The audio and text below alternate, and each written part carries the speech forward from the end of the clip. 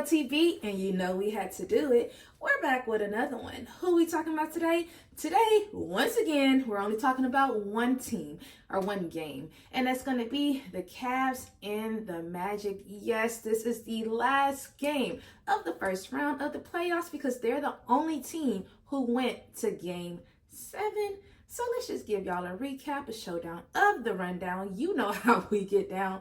Why am I so goofy? I don't know. Anyways, let's just dive into the game, give y'all the stats, recap, all of that good jazz, all of the above. First thing first, the Cavs finally winning the series 106-94.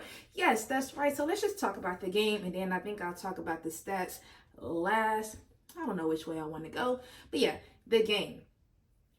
First half, Magic came out hot. I was like, when I was watching it, I was like, okay, the Cavs are down by like 18 points. I was like, this is not looking too hot for them. I really thought like the Magic was finna win this series, and it's like it didn't happen. Like it's like a whole 180 type of situation, like turned around for the Cavs, and I'm like, okay, the old, not necessarily old heads, but the older team really wanted to win because, you know, Magic, like, they're so young. You have Banchero, he's only 21. He's like the youngest player that's in the play, or was in the playoffs since the game over.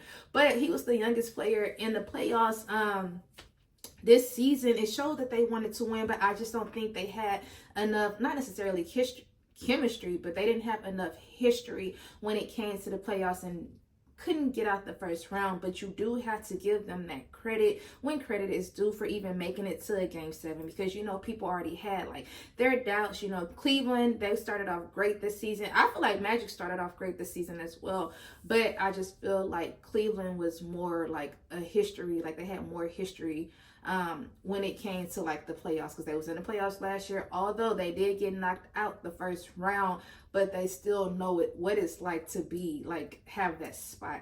So yes, Cavs down 18 points in the first half, and I was, like I said, I was just watching this game like, dang, like, okay, Magic's balling, and then once the second half came, it's just like a sudden change, sudden death. What is a sudden change happened with the Magic? I don't know. Once third quarter came, were they fatigued, or did they use all of their energy in the first half? Because it's like they only scored 15 points in the third quarter. They went 4 for 24 in that quarter, and I just feel like that's what kind of like changed the energy of the game. It's like y'all was already in Cleveland.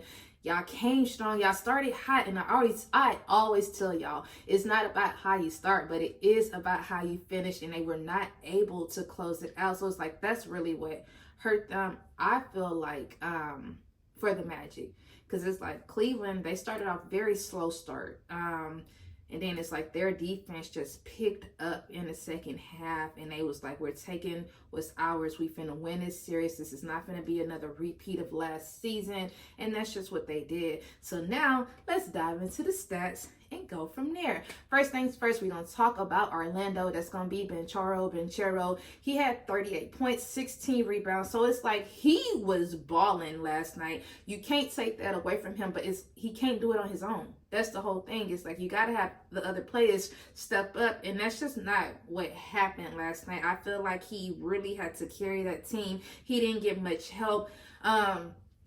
When you needed Wagner, when you needed Suggs, like, they wasn't there. Wagner, he was 1 for 15 last night. He only had 6 points last night. Combined with Wagner and Suggs, they had 3 out of 28 for field goal. Like, what happened?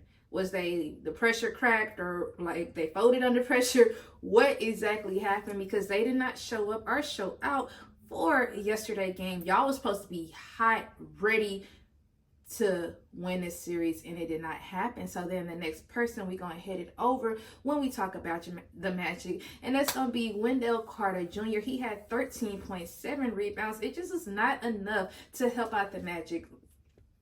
Literally, Banchero was the only person to get over 30 points. Nobody even else got close to 15 points. Like I said, Wendell, he had the 13.7, but it it didn't do much. It really didn't do much. And I really hate that for them. But they are a young team. And I just feel like when next season comes, they're going to come back better, stronger, and ready. Like, okay, we know what to expect. We made it to game 7. We are a young team. We still have time to grow. And just give them that credit because they did play a great season.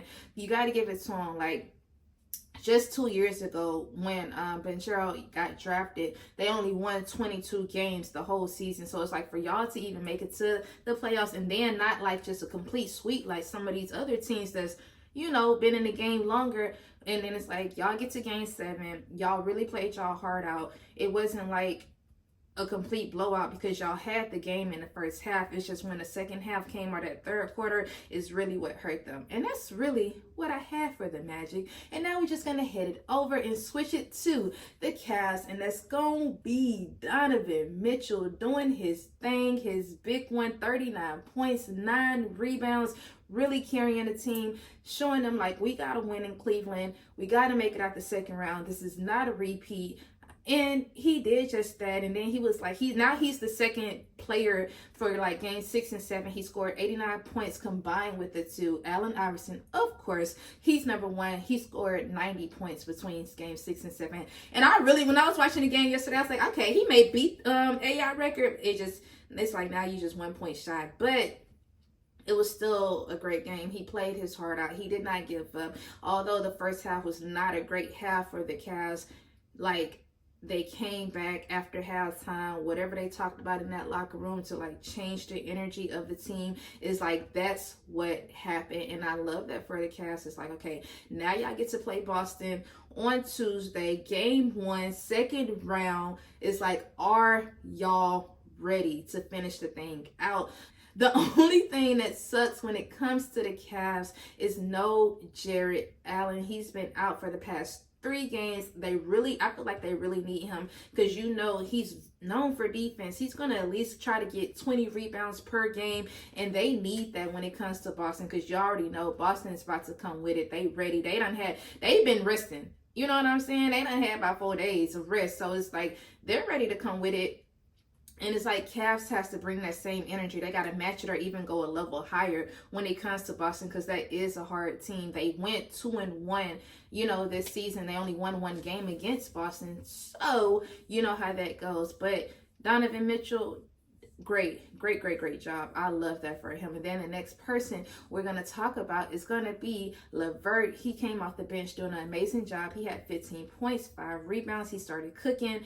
And I love that for him because y'all know just to even be first time in the playoffs and be able to like handle the Magic and just play like, okay, we not scared. He's coming with it. I love that for him. And it worked. It really worked out for the Cavs. The thing about it, I already tell y'all, like, if you're not going to score points, you got to be an asset to the team. And that's just me talking about Mobley. He had 16 rebounds last night. Not the points. The points wasn't all that, but it was the rebounds for me that really just, like, got the ball rolling, got the game, you know, like, lit for him. And it's like you was an asset in some part of the game, and that's what matters most, whether you playing defense, whether you playing offense, whether you rebounding, assisting, something, just be a help of the team. And he did just that.